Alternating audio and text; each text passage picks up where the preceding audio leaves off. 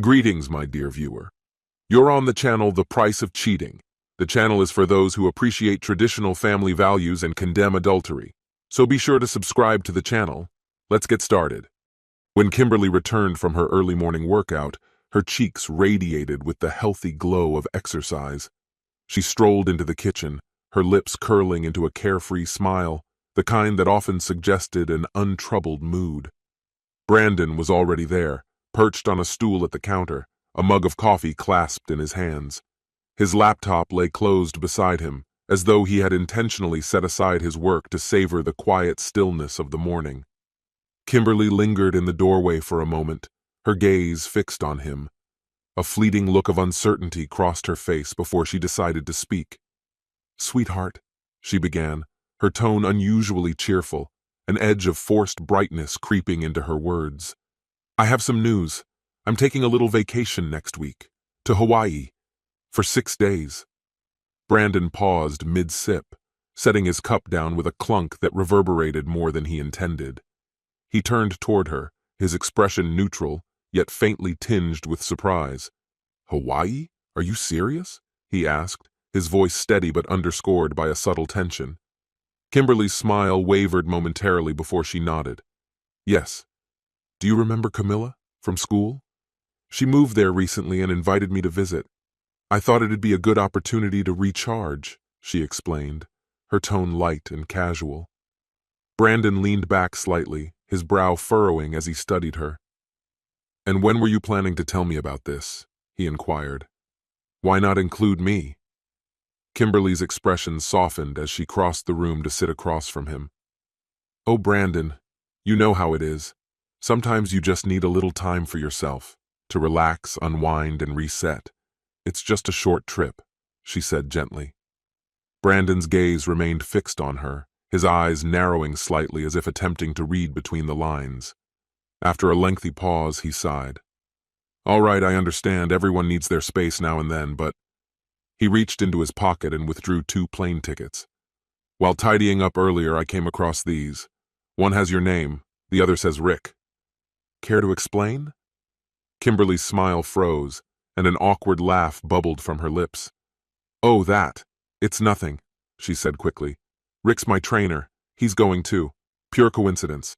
We were talking about Hawaii, and when I mentioned my trip, he told me he'd already planned to go. We got a discount by booking together." Brandon's face remained unreadable, though his eyes seemed to sharpen. "So you booked tickets together? Just to save money?" he asked, his voice even. "Exactly," Kimberly replied, leaning forward as if to underscore her sincerity.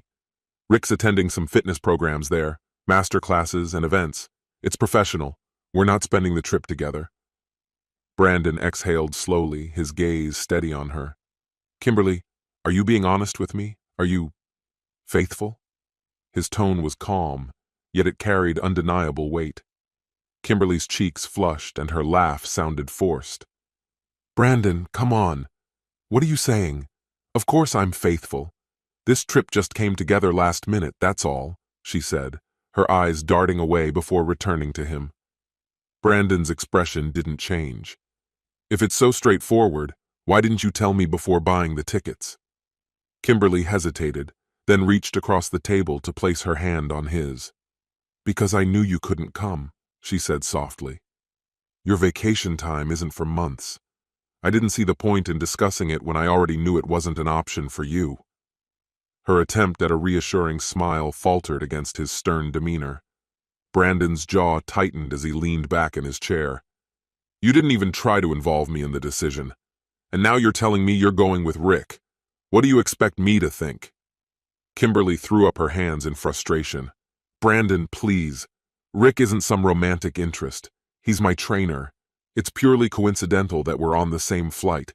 Most of my time will be with Camilla, on the beach, swimming and catching up. It's just a girls' trip." Brandon exhaled again, nodding faintly but without conviction. "Fine, Kimberly. Do what you want," he said quietly. His voice carried a tone of finality that made Kimberly glance at him uneasily. "Honey, you're not upset, are you?" she asked tentatively. Brandon's expression hardened, his voice cooling. "Men don't get upset, Kimberly," he replied. Abruptly, he stood, grabbing his jacket from the back of his chair. I need to head to the auto repair shop. The brake pads need replacing. Without another word, he walked out the door, his footsteps echoing through the hallway. Kimberly watched him leave, a growing unease settling in her chest. Meanwhile, Brandon drove away, his mind racing. After running his errands, he parked near a small cafe. Inside, his old friend Justin was already waiting, his familiar grin lighting up his face. "Brandon," Justin greeted, waving him over. "Long time no see. How's everything?" Brandon skipped the small talk, sitting down with a grim expression. "Justin, I need answers. What did you find out about Kimberly and her trainer?" Justin's smile faded slowly, his lips pressing into a tight line as he exhaled deeply, reclining in his chair. "Brandon, here's the deal.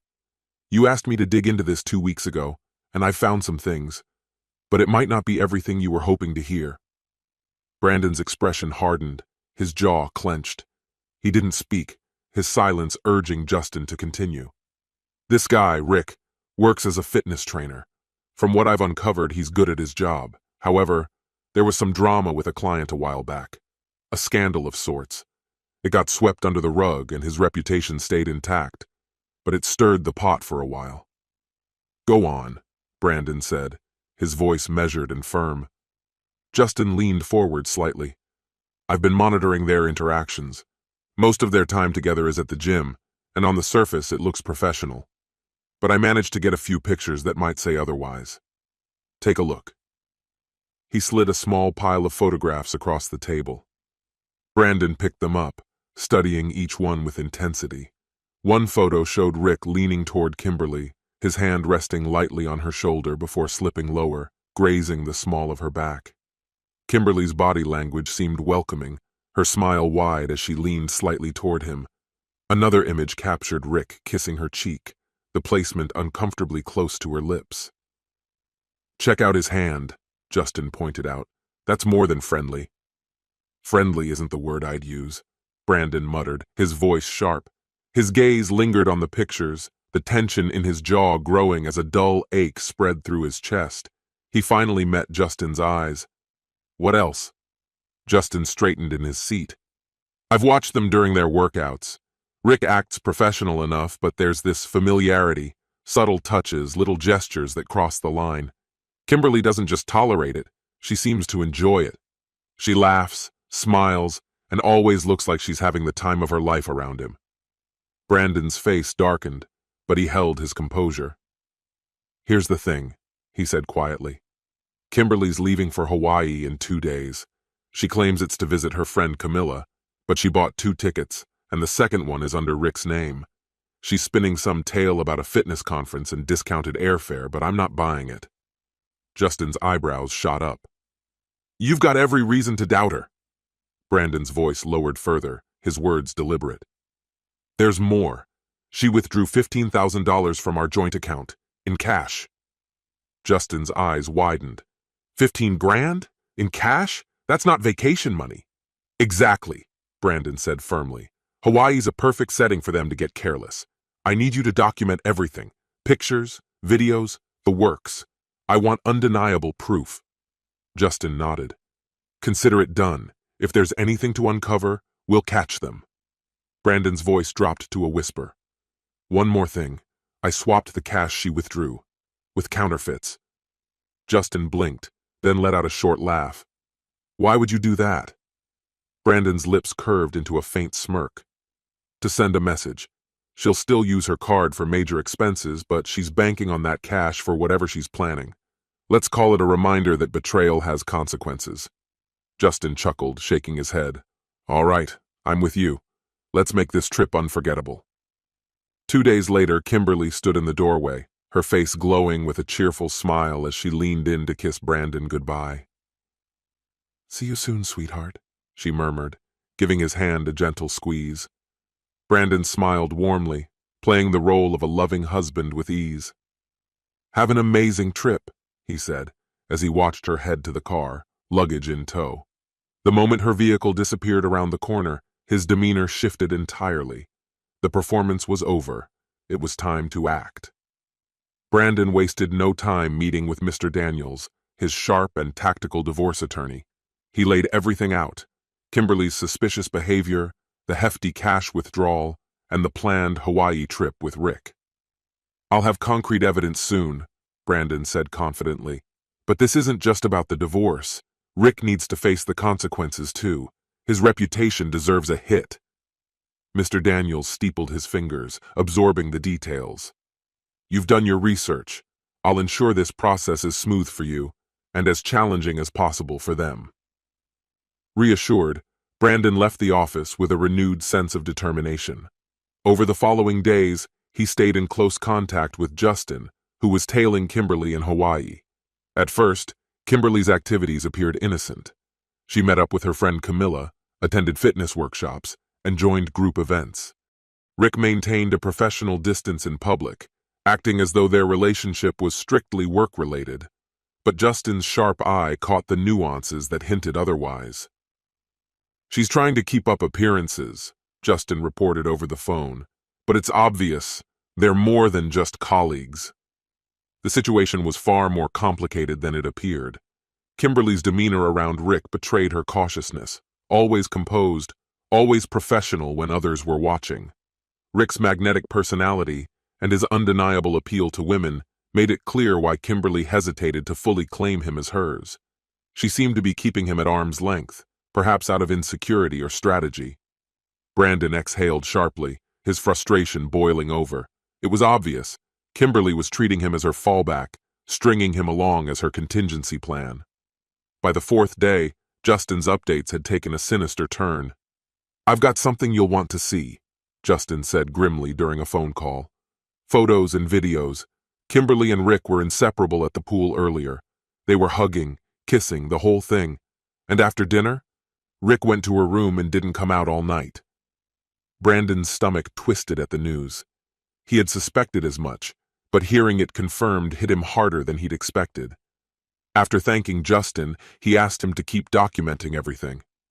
Brandon wanted a complete record, every single piece of evidence. As he began packing up his belongings methodically, his determination solidified. Later, he logged into the joint bank account he shared with Kimberly and withdrew the remaining funds. Quietly, he began executing his plan. The next day, Brandon's phone buzzed. Kimberly's voice greeted him, soft but with a forced air of seriousness. "Sweetheart, I've got some unfortunate news," she began, her tone dripping with rehearsed sympathy. "Camilla had an accident at the pool, twisted her ankle pretty bad. I can't leave her like this, so I'm staying a few extra days to take care of her." Brandon's jaw tightened, but his voice was warm and understanding. "Of course, Kimberly. That's so like you, to be such a caring friend. Take all the time you need." A relieved sigh escaped her. "Thank you, Brandon. I knew you'd understand. You're the best." When the call ended, Brandon allowed a faint, knowing smile to creep across his face. He didn't believe her story for a second. The Camilla accident was too convenient to be true. Minutes later, another call came in. It was Justin again. "Brandon," he started, skipping any pleasantries, "Kimberly's been with Rick all morning. I overheard them talking about a private getaway. A few days on a yacht, just the two of them." Brandon's tone remained measured. "Interesting. Kimberly just told me her friend Camilla hurt her ankle." Justin didn't hesitate. "Camilla? She hasn't been around for days. Kimberly's been glued to Rick the entire time." Suppressing a bitter laugh, Brandon simply said, "Thanks, Justin. That's all I needed. You can wrap it up. I've made my decision." Justin sounded relieved.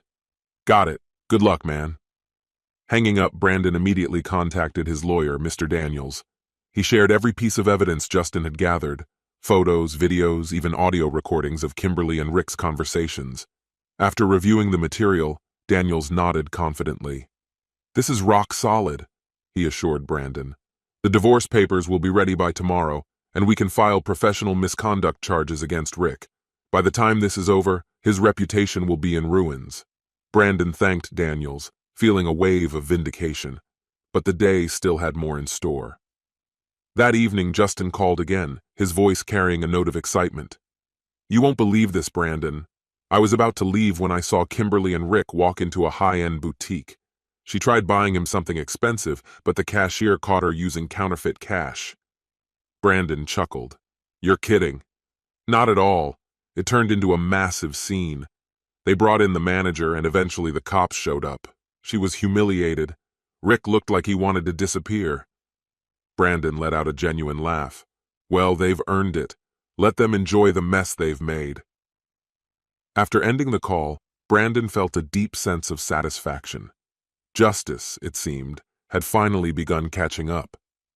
A few days later, Kimberly returned home looking frazzled and drained. Her grand escape with Rick had devolved into a nightmare. The counterfeit money incident still loomed over her, and she was already rehearsing excuses for the bank. Her finances were in shambles, and she had no idea how to recover. For now, her priority was to unpack and figure out her next steps. But as she stepped through the door, expecting the familiar comfort of home, an unsettling feeling washed over her. Something was terribly wrong. The house was unnervingly quiet, an unnatural stillness that made Kimberly hesitate as she stepped inside. She lingered in the doorway, her eyes scanning the living room with a growing sense of unease. The usual clutter that marked Brandon's presence was conspicuously absent.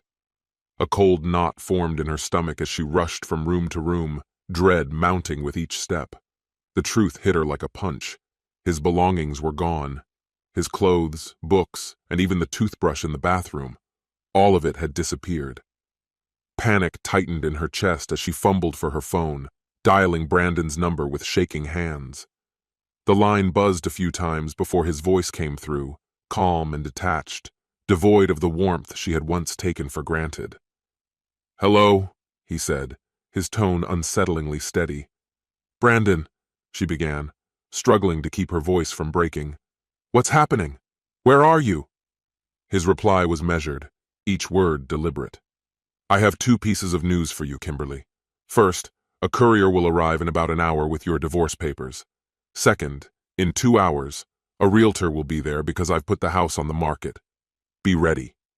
His words landed like a physical blow, leaving her momentarily speechless. She gasped, her voice trembling as she tried to make sense of it. "Divorce papers? Brandon, what is this? What are you doing?" His composure remained maddeningly unshaken. "I know about Rick," he said flatly. "It's time you face the consequences." Her breath caught, and fury sparked within her. "Were you spying on me? Following me around?" she demanded, her voice rising. "I trusted you for too long," Brandon responded coldly. "When that trust started to crack, I checked the facts. The results, as it turns out, were exactly what I expected." She opened her mouth to retort, but the call cut off abruptly. Frantic, she redialed, but every attempt went straight to voicemail. Staring at the phone, her hands shook, and tears blurred her vision. Brandon's words echoed in her mind, and the foundation of her life felt like it was crumbling beneath her feet. The days that followed thrust Kimberly into a grim and unrelenting reality. The divorce process began swiftly, dragging her into a series of grueling courtroom confrontations. Across the room, Brandon sat with quiet determination, his demeanor sharp and resolute. Every detail of her infidelity was laid bare with ruthless precision. His attorney, Mr. Daniels, presented a damning case, unveiling photos, videos, and recordings that exposed her betrayal in excruciating clarity. Humiliation burned through her as evidence of her affair with Rick was projected for all to see. The intimate touches, stolen kisses, and longing glances she had shared with him were dissected and displayed like exhibits in a museum of shame. Her carefully maintained image crumbled, leaving her stripped of dignity as the courtroom bore witness to the unraveling of her life. Mr. Daniels constructed a story that left no room for doubt, a narrative of deception and disrespect. Kimberly flinched at each revelation, the weight of her choices pressing down on her. By the end of the proceedings, it wasn't just Brandon she had lost. The respect of her peers, her family, and herself had been irrevocably shattered. Outside the courtroom, the fallout was relentless. A stash of counterfeit cash, $15,000 hidden away, surfaced as a new source of turmoil. Though she suspected Rick had planted it, she lacked proof and was left to grapple with paranoia. Rick, meanwhile, had disappeared, refusing her calls and severing all ties. Rumors swirled about his downfall. Allegations of client exploitation had forced him to resign from his fitness club, and Brandon's legal team ensured his reputation was thoroughly tarnished. Facing mounting accusations, Rick fled to Eastern Europe, a disgraced shadow of his former self. When the judge delivered the final verdict, awarding Brandon the bulk of their shared assets, Kimberly felt utterly hollow. Their house, already listed for sale, was no longer hers. The meager portion she received left her reeling, the full weight of her losses sinking in. Brandon emerged victorious in every sense, claiming not only financial stability, but the moral high ground. He had taken back control of his life, leaving her stripped of security, her lover, and her pride. As the courtroom emptied, Kimberly sat motionless, her mind blank as Brandon exited with a bittersweet expression. He had won, but the scars of betrayal lingered. For Brandon, the triumph brought little satisfaction. Though he had reclaimed his dignity and safeguarded his future, a profound sense of loss gnawed at him. The woman he had once adored was now a stranger, their shared dreams reduced to distant memories. In quiet moments, he couldn't help but mourn the life they had planned together, the promises that would never be fulfilled. Over the following year, Brandon turned his focus to rebuilding, though the shadow of the past loomed large.